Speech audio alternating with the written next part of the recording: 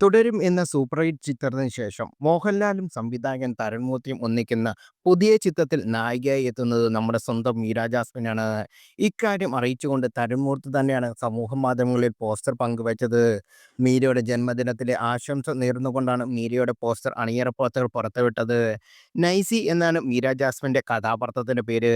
Love ജാഞ്ചന്റെ Nicy എന്ന ക്യാപ്ഷനോടാണ് തരുൺമൂർത്തി ഈ poster പങ്കുവച്ചത്. നേരത്തെ മോഹൻലാൽ അവതരിപ്പിക്കുന്ന ലൗലാജൻ എന്ന പോലീസ് കഥാപാത്രത്തിന്റെ ഫസ്റ്റ് ലുക്ക് പോസ്റ്ററും അണിയറപ്പുറത്തൊക്കെ പുറത്തുവിട്ടിരുന്നു. മീശ പിരിച്ച് കയ്യിൽ പോലീസ് ഷൂസുമായി നിൽക്കുന്ന ലാലിനെയാണ് പോസ്റ്ററിൽ കാണാനാകുന്നത്.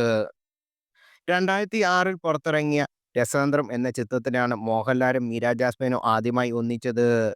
പിന്നീട് ഇന്നത്തെ ചിന്താവിഷയം, ലേഡീസ് ആൻഡ് ജെന്റിൽമാൻ, ആകാശഗോപുരം എന്നീ ചിത്രങ്ങളും ഇരുവരും ഒന്നിച്ചെത്തി. ദീർഘനാളത്തെ ഇടവേളയ്ക്ക് ശേഷം അടുത്തിടെ പുറത്തിറങ്ങിയ മോഹൻലാൽ ചിത്രം ഹൃദയപൂർവ്വത്തിൽ മീര ജാസ്മിൻ അവസാനത്തിൽ അതിഥി വേഷത്തിൽ എത്തിയിരുന്നു.